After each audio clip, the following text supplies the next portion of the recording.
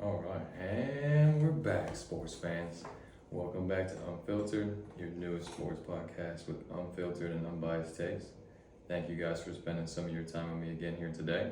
I'm Rob Bryce, and here we go. Got another fun one here for you guys today. I'm going to be talking about Trey Lance going to the Dallas Cowboys. For you big sports fans, I know that's all we've been hearing the last few days, but just got to hop on that one and give you all my take. We'll go into episode 4 of Hard Knocks, and then going to talk about the NBA schedule release. So we're going to talk about something a little bit other than football. I'm going to slowly get into that. Like I was saying, guys, I promise it won't be all football, but football is king, man. It's just the only thing that's on sports news all day, every day. For those of you who don't follow me on social media, guys, please follow me on Instagram, follow me on YouTube, Spotify. Give me a like, give me a follow, share it with your friends on your social media, group text. Get me going, guys. I'm trying to keep this going. I can only do it with your support. So for those of you that keep watching me, man, thank you so much. I'm a little late this week, guys, so I definitely apologize. Been having a little too much fun, man. We've been celebrating the engagement, hanging out with a lot of our buddies who want to celebrate us, which has been pretty cool. Rocking the hubby koozie here, whoever's watching me on YouTube. Hopefully, AJ, Alex, I think this was from you guys. Whoever it's from. Thank you, guys. All right, and then the UCF football Knights. Got to give them a shout out before getting this started. We are back. We play Kent State here tonight. We posted this on our social media. Let's give this here a listen. UCF fans, baby, we're back.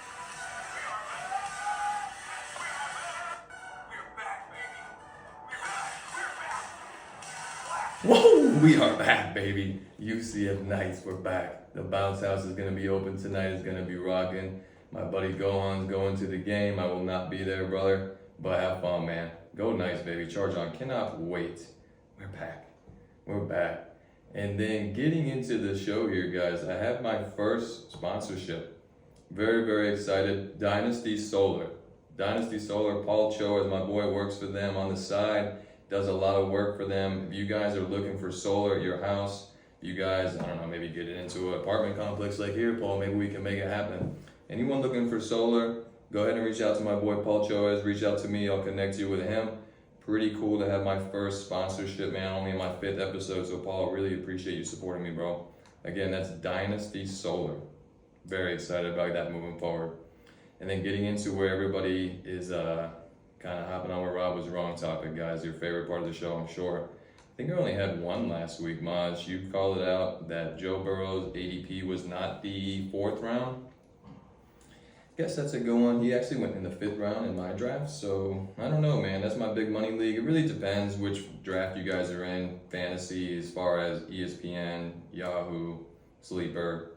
If you're in ESPN, again, get out, go to Sleeper. But appreciate you calling me on that one, Maj. I think that's the only one I was kind of wrong. We'll find out more about where I was wrong as the season goes on. That's what's going to be fun with fantasy, man. NFL season.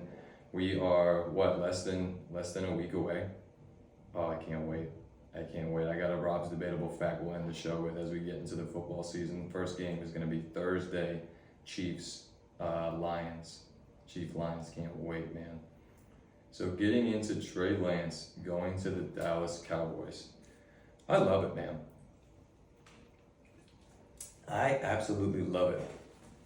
And I'm so confused why everybody is hating on it and why it doesn't make sense to you guys and why the media has been talking about it nonstop the last 3 days.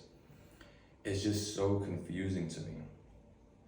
Like, this has never happened before with a young, talented quarterback coming onto a team where the team already has a quarterback. So I'm about to hit y'all with some facts, man. So go ahead and sit down, stop your car if you're driving, whatever you're doing, go ahead and stop in here and listen to this. So we'll go back to when Garoppolo was drafted in the 2nd round by the New England Patriots. And there was a man there, man, what's his name? You know, the GOAT of all freaking time, Tom Brady. They drafted Jimmy Garoppolo in the 2nd round when you still have Tom Brady. Okay, did we talk about that a lot? We sure did. I don't understand why this is a shock to some people. Drafted in the 2nd round, Garoppolo played 3 years in New England. Dude threw less than 100 pass attempts in 3 years. That's it. Eventually he was let go to the Niners where they traded him, but they drafted him in the 2nd round to play behind Brady because they saw the talent in the kid They saw maybe Brady wasn't going to finish his career there. Unlike some of you, we don't live in the moment. You know, these big money guys, they're planning ahead. They're 5 steps ahead of you. They're 10 steps ahead of you. They're 3, 4, 5 years down the road. Some of you can't even get freaking 2 days down the road, man, let alone 2 hours, let alone 2 to 5 years. So I need you to stop thinking about the moment with this. It's a business, and you got to be smart. You got to plan for the future. This is a great move for the future. And we'll go into the next one, Jordan Love. Literally starting this year, like we all forgot about this already too. Jordan Love drafted to the Packers in the first round when you had Aaron freaking Rodgers as your quarterback. Jordan Love, again, sat for 3 years. Never played. Now he's going to start for the Green Bay Packers. The Packers saw the writing on the wall. They saw that Rodgers might not finish his career in Green Bay. Now he's with the Jets. Now you got a young guy in Jordan Love who you were able to develop for 3 years behind Aaron Rodgers, teach him the game, teach him the system, and now you're handing the reins over to him. Let's see if it works. Hopefully it does. Garoppolo's still in the league. He's bounced around a little bit, sure, but he's this quality guy, and now he's starting for the Raiders. I mean, it happens, guys. It literally happens. Let's go into Aaron Rodgers himself. Drafted in the first round by the Green Bay Packers when you had a man named, what's his name? One of the greatest of all time, again, Hall of Famer Brett Favre. Okay, you drafted Aaron Rodgers when you had Brett Favre. Lo and behold, sat for 3 years. Again, man, this number 3 just keeps coming up. Huh? I'm telling you, that number 3 is great. Sat for 3 years behind Brett Favre. And then you shipped off Brett Favre, and look how that worked out, Packers fans. It worked out absolutely great. Now you had another Hall of Famer. Let's go into Seattle with Geno Smith. You let go of Russell Wilson. Dude won you a Super Bowl. And you ship him out. You see the writing on the wall. Geno Smith has bounced around. Sure, he wasn't drafted by Seattle, but you guys get my point where I'm going here. And I'll give you 2 more, actually. You had another Hall of Famer, Peyton Manning with the Indianapolis Colts, and you drafted Andrew Luck first overall. Yeah, Peyton was dealing with an injury. No one knew if he was going to play, but guess what? He went and won a Super Bowl after they shipped him out. So teams have been doing this for years. And we'll go all the way back. How about a man named Steve Young? The 49ers literally traded for this man when you had one of the greatest of all time, again, in Joe Montana. You traded for Young. He sat for years behind a great quarterback and then came in and played. So I'm very confused why everyone is thinking we got Trey Lance and now all of a sudden Dak's on the hot seat. He might not be here next year. Dak's on the hot seat. Like this is his last year in Dallas. What was Dallas thinking? This was a stupid trade, a dumb trade. What are we talking about? How about the 49ers giving up on a guy that literally they just traded away 3 first-round picks for 2 years ago? And check out this stat here. Trey Lance was paid $27 million by the Niners from drafting him number 3 overall. He had 102 career pass attempts for the 49ers. So I'll do the math for you. That's $265,000 per pass that he threw in the NFL that the Niners paid him for and gave up on him and shipped him out to Dallas. I'll say that one more time for you. $27 million on 102 pass attempts, $265,000 per pass. Per pass. Man, that's more than most of us make in 5 years, $265K. Are you kidding me? But yeah, Dallas is the dumb one. You guys really got me going with this, man. And the reason that I love it so much, we're planning for the future. I hope that it does light a fire under Dak. Dak is great. Dak is a great quarterback. He's a top 10 guy. We'll get into that here too. Hopefully you guys aren't turning me off already with this, but you guys really got me going. It's time for Dallas to win, man. We're all fed up and tired. Jerry's getting old, man. Jerry wants to see them win before he checks out. It's time to shut up and win. So if I'm Dak, and I know this isn't hurting him, man. He's strong mentally. Anyone calling him mentally weak, you guys are crazy. This man has dealt with so much over the years. His mother dying when he was in college. His brother just recently killed himself not that long ago. This man has dealt with much more than Trey Lance coming to the Cowboys to be our 3rd string quarterback. Going into Dak is a top 10 guy though here. So listen off of these stats. 61 and 36 as a starter. The dude wins, almost 2/3 of his games. 4th quarter quarterback rating, 108. That's the 2nd highest behind my MVP this year, Joe Burrow. 27-7 in our division. So division games are important, right, guys? So you have to win your division to get into the playoffs. That's step number one on everybody's season. Win the division, get in the playoffs, make some noise. Against the Giants, Dak is 10-2. Against Washington, he's 9-2. Against the Eagles, he's 8-3. So I don't want to hear about, oh, he's playing in a weak division. Tom Brady played in the weakest division for years. No one said a dang thing about it, man. You just beat who they put in front of you, and you keep going. And division games are tough no matter what. I don't know if you guys understand that. You play the same team twice a year, every year. They know you inside and out, man. These teams can't touch Dak. 10-2, 9-2, 8-3 against the Eagles, who were just in the Super Bowl. Like, Eagles been a good team for years. And he beats up on them every freaking time. So we'll get into what you all want to hear. The playoff record, yes, I will give you that. He's come up short in the playoffs. He's 2-4. He beat Seattle, the Bucks. He lost to Aaron on 2 50-plus yard bombs from Mason Crosby, the freaking kicker. I still have nightmares about that game. They lost to the Rams, and they lost to the 49ers twice the last 2 years. 49ers are a freaking goddamn rival. If we could beat them, it'd be a rivalry. I think we played them week 5 this year. Montana, if you're listening, bro, we got to watch that game together, man. We're going to beat up on you guys week 5. I can't freaking wait. Maybe Lance has got some secrets on you guys, man. Maybe he gives us some info. But the playoffs are tough, man. It's tough. And they were all one-score games that they lost. It's not like Dallas is going there and lay a freaking egg. Like, sure, they didn't score a ton of points. Again, the playoffs are tough. They lost to the Packers by 3. They lost to the Rams by 8. They lost to the Niners by 6 and by 7 last year. These are all one-score games. These are all very close games. And Dak has played well enough to win. His QBR is a 70 in those games out of 100. Before you guys get all crazy. QBR, not quarterback rating. I know that's kind of weird. But QBR, it only goes up to 100. It's a new stat the NFL started doing, I don't know, maybe like 5 years ago.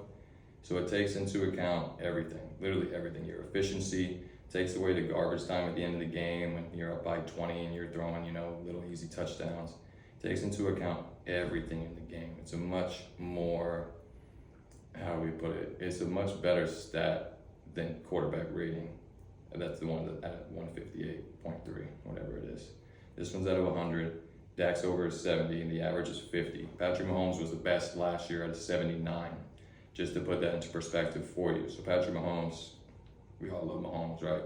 I love Mahomes. Dude's magical, man. Dude is just freaking awesome. He might go down as the greatest of all time when it's all said and done. He's well on his way. Last year he was a 79. Dak is a 70 in the playoffs. So all you guys that are saying that Dak isn't good enough, Dak's not top 10, every year it's a revolving door of who's better than him. I'm willing to put him at the bottom 10. I'm telling you, you can put him at 9 or 10. You're not going to name 9 quarterbacks better than Dak Prescott consistently. Every year, you're just not. We revolve it every year. Matthew Stafford, Lamar Jackson, Justin Herbert, Geno Smith. Every year it's somebody new. You guys are crazy. Absolutely crazy. He's 2-4. Give him a chance. It's only a failure if his career were to end tomorrow. You win one Super Bowl. It changes everything. It changes absolutely everything. Peyton Manning started 0-3 in the playoffs. Did you guys ride the ship on him too? 0-3. Peyton Manning was 2-4 as well at one point. He finished his career 14-3, went on to win 2 Super Bowls in his long career, and he's considered one of the greatest of all time. He started 0-3 though, so stop writing people off, man. Drew Brees was 9-9. He started 1-2 before winning it all. Aaron Rodgers started 1-2 before winning it all. All it takes is 1 year. 1 year of winning it all, and everything changes, man. Absolutely everything. So the fact that we don't think he's good enough is just a crazy narrative you guys are all falling into, man. Just like I fell into the narrative of Rodgers when he was with the Packers. Y'all are falling hard for the Cowboys narrative that Dak Prescott can't get it done. For a 4th round pick, he's the most scrutinized guy in the league. Tony Romo before him as well. Literally went undrafted. If the star wasn't on the side of these guys' helmet, man, they wouldn't be scrutinized as much as they are. And to me, it's just so funny. If we looked at every single pass of every single quarterback, man, the only good ones would be maybe Patrick Mahomes, Aaron Rodgers, and that might be about it, man. Joe Burrow. Like, you guys just can't scrutinize this team that much. You're falling for the narrative. Let's see how the year goes. I love the move. I absolutely love the move. I hope it lights a fire under Dak. I know Dan Orlovsky's been talking a lot about it, and I really love Dan, man. He's very, very smart. He used to be a quarterback, so he's obviously been in the quarterback room. I've never been in a quarterback room, obviously. Never played football in my life other outside of flag football and intramurals in college. So Dan is saying it's going to mess up the quarterback room. Maybe that's true, man. I'm not going to speak on that because I've never been in it. But I just really can't see it mess it up that much, man. I just really can't. Everybody in that organization knows whose team it is. Everybody knows that Dak is the leader. Dak is one of the greatest leaders in the game. People would run through a brick wall for him, and the dude is a winner. He just wins games, man. He does it again and again and again, and he's eventually going to break through. I can't wait. The Cowboys ever win, the Cowboys win the Super Bowl, man, I'm going to be texting all you guys daily. Oh, it's going to be great. You guys are going to delete my freaking number. I'm going to be so annoying. It's going to be great. With all that being said, man, it's time for them to win. And I think Jerry is telling them that. Like, hey, look, man, I'm not about to give you $50 million a year just because you're the only guy and you think you earned it and that is that. Like, no. We need to win. And we need to win now. And we're tired of mediocrity, man. It's been way too long. What has it been, 26 years, 27 years? I don't even know, man. I try to delete it out of my memory every freaking time. These last 2 years against the Niners have been painful enough, let alone the last 20-something. It's time to win, and let's get it going, man. Let's get it freaking going. So, again, really, really like the trade, man. I think you guys are absolutely crazy thinking that Dallas was still giving up a 4th-round pick. When was the last great 4th-round pick, man, other than Dak Prescott? Who was in the 4th round? We didn't give up anything. We gave up pennies for a team that just traded 3 first-round picks, gave them a lot of money, and gave up on the kid inside of 3 years. I hope Trey Lance becomes a freaking stud, man, whether it's for Dallas in 3 to 5 years or for another team, because you guys have been just crapping all over him, especially the media saying that he's never going to be anything, yada, yada, yada, yada. I can't wait, man. I can't freaking wait, boy. We're so close. We're so close to this season. I'm going to be talking a lot of trash this year, man.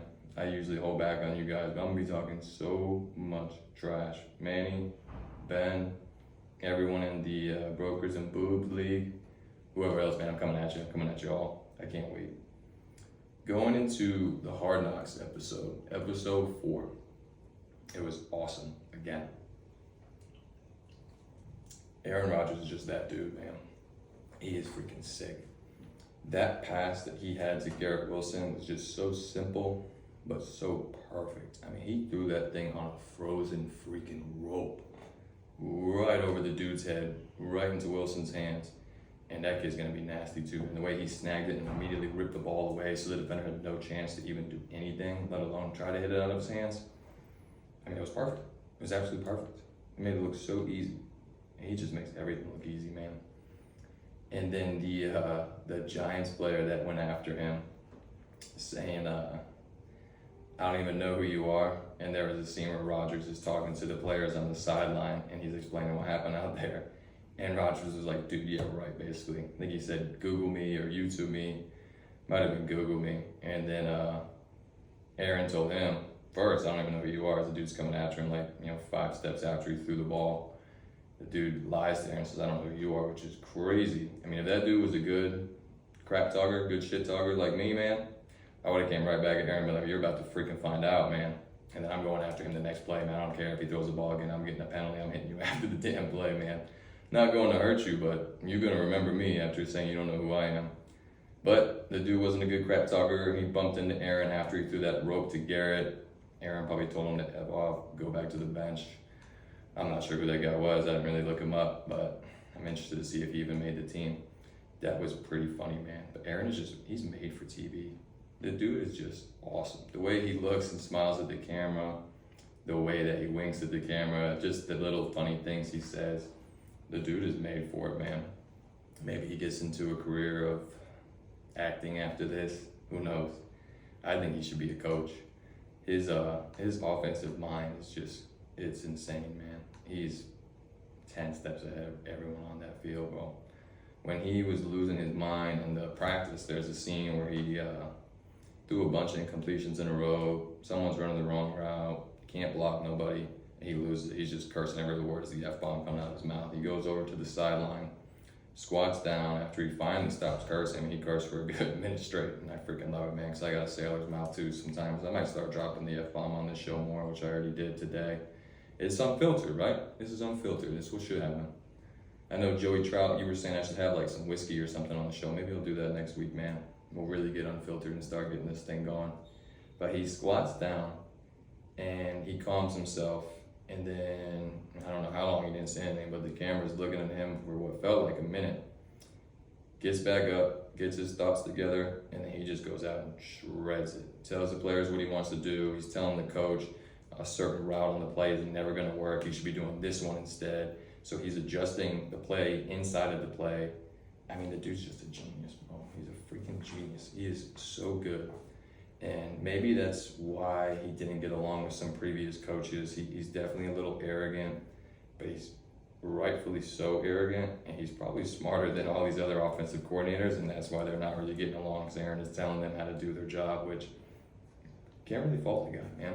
But he gets along with this Nathaniel Hackett guy. Great. That was his coordinator in Green Bay. Dude's hilarious. He's got some obsession with Austin Powers, his Gold member, called the Gold Zone instead of the Red Zone. But they're funny together, man.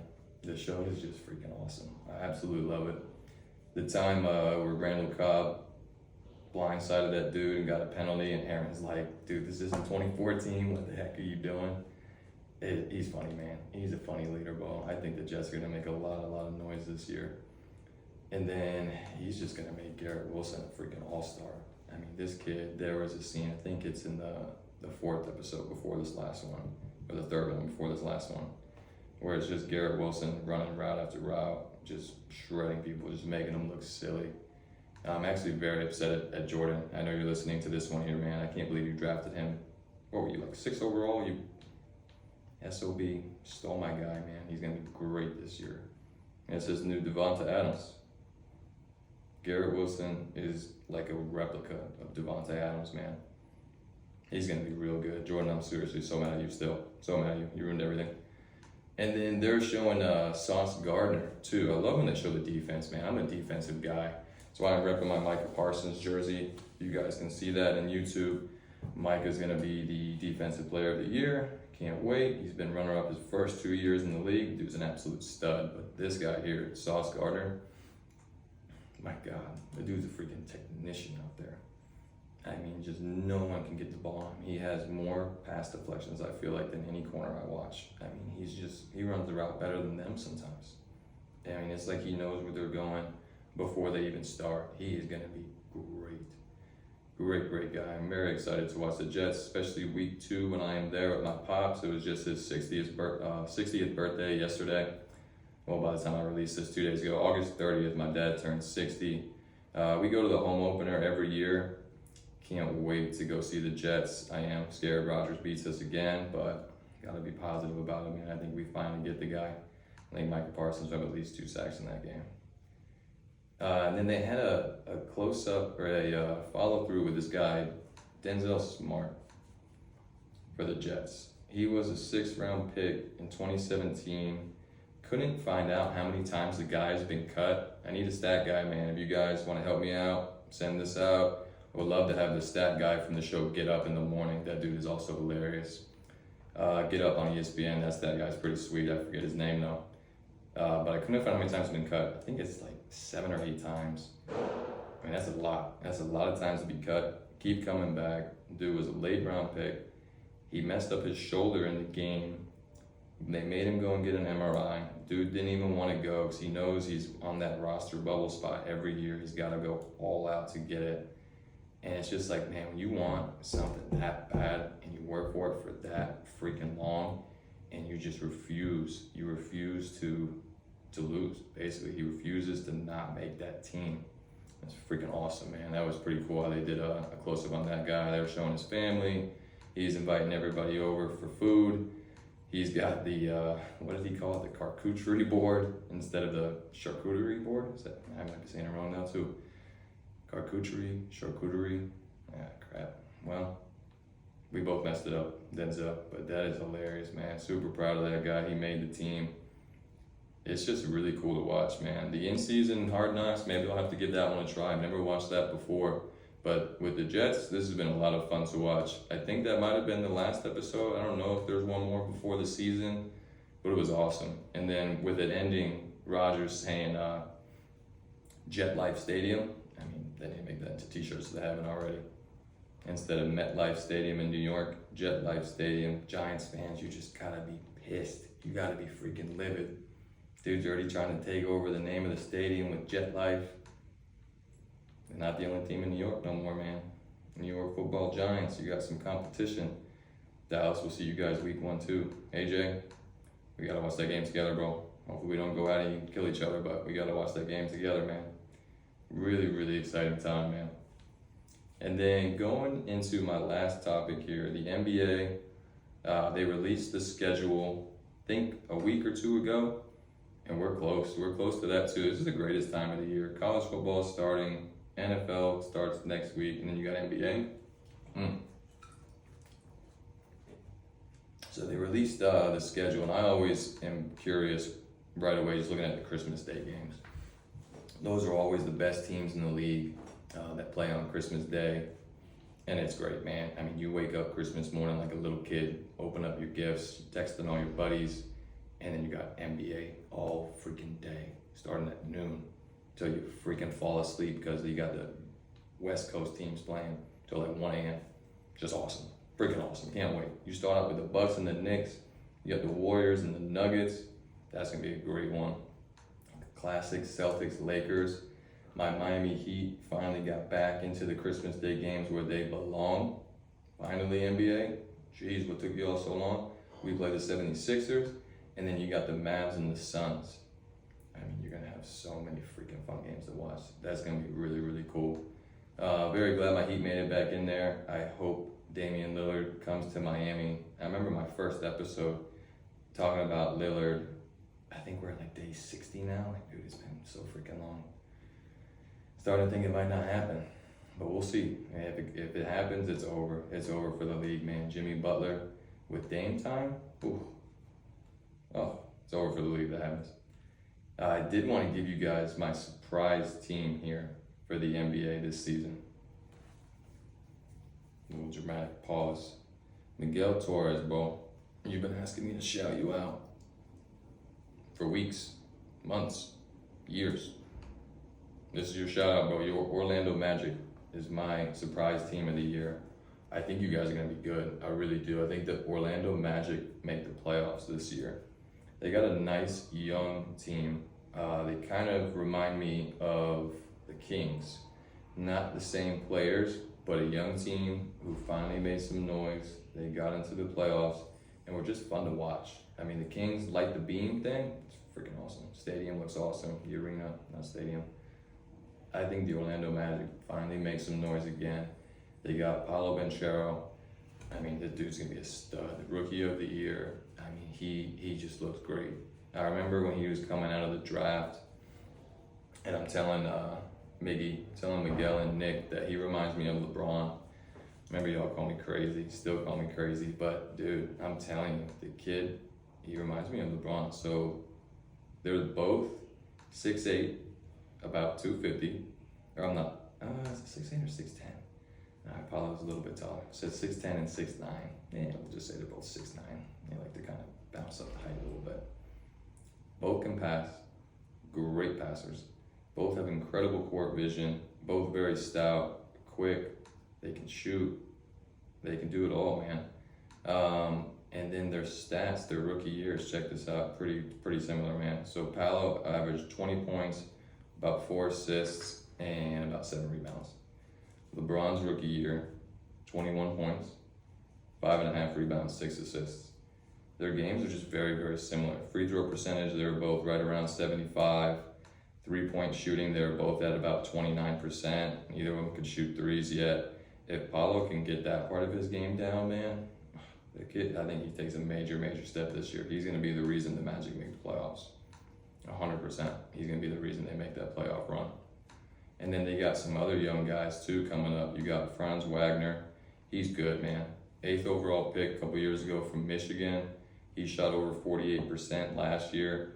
I was watching his highlights before the show on YouTube, and he's like what's the dude? Evan Fournier. He's like everything the Magic fans hoped Fournier would turn into and never did before they shipped him out.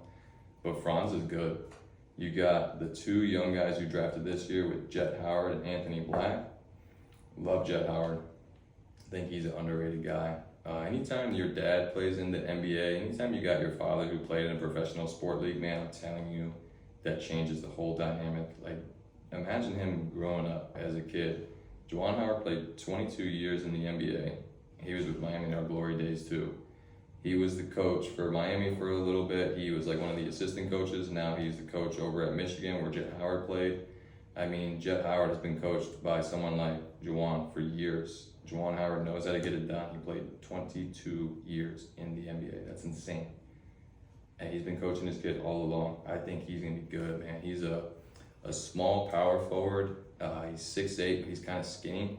He's exactly how you want to play the game today. You don't want these big guys, man. There's really not, that's why there's not a lot of great centers in the NBA. You got Joker, and you got Embiid, and you got Karl Anthony Towns, and that's really it, man. Like, there's not a lot of big guys because you want to play fast. So not everyone has that center. You don't need it anymore. It's not like the old days where you had a bunch of big guys down low. Man, they just get in the way now. The game has changed. Steph Curry really changed the game, but Jet Howard is going to be good. I think he's a great player. He shot 37% from three his first and only year in college as a rookie or a freshman at Michigan. I think he's going to continue to develop that. And he's just smooth, man. Very, very smooth. He's like a technician. Really, really like him. And then Anthony Black, I mean, that kid, just an athletic freak. 6'7" guard. Long freaking arms. Can defend. So quick, that first step. And then you can't forget about the hair. The hair is freaking awesome, man. He's got to get some time. I think the Magic, they got to figure out what to do with him, though. And what I mean by that is you got Anthony Black, Markelle Fultz, and Jalen Suggs. I think those are the top three guards for the Magic, and none of them can shoot threes. That's not going to work out. That they got to figure out. I think you got to do some kind of trade mid-season, either for a point guard or a shooting guard that can shoot threes. You just need someone to space the floor. Whether it's the point guard or the shooting guard, and move Black to the other spot. Black can play either the point guard or the shooting guard, but let that kid get the ball in his hands, man. He's dynamic. He's dynamic. Very explosive. He almost reminds me of someone like Russell Westbrook as far as the explosion. Doesn't shoot the ball particularly well. Shoots it well enough, but he's just explosive, man. He's much taller than Westbrook. He's much longer than Westbrook. In that sense, I think he's going to be great. So, I mean, when you got someone like Black, you've got Banchero. Can't forget about Wendell Carter Jr., man. That was a great trade as well, getting him. It's a very long team. It's a very quick team.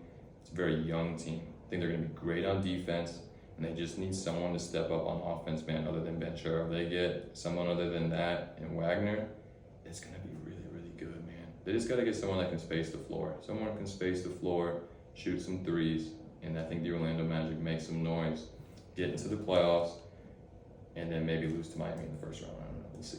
We'll see. But I think that's going to be a very, very exciting team to watch. Shout out to Go On, man. Galan Cohen, maybe hook me up with some tickets again.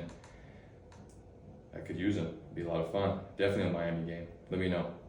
And then, guys, going into my closing, just really want to thank you all for taking the time out of your day to spend it with me again. Listen to this podcast. Watch me kind of develop and grow here moving forward. Again, please share, like, subscribe. I need it. Help me out, guys. Help me out. Support a friend. I'm going to keep doing it either way, with your support or not, but it really, really helps with your support to help me take this thing off. But I really want to thank you guys for listening again. I know that life gets busy, man. Listening to a sports podcast from some random guy that maybe you even barely know, it's not the top thing on your priority list for the day. So again, thank you guys for listening. Got two debatable facts here I'm going to leave you guys with for today. One, the Detroit Lions are beating the Kansas City Chiefs. It's going to happen. Somebody make a bet with me, man. A fun bet. No money involved. Let's do a fun bet. I'll do something on the podcast. Let's figure it out. I don't know. Chug on the podcast. Someone text me. Someone leave me a comment about if you don't think the Lions beat the Chiefs. Let's make a bet. I think that'd be a lot of fun.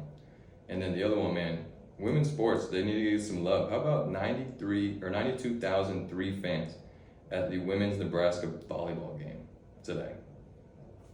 That is freaking awesome. Absolutely awesome, man. It just goes to show people do care about women's sports.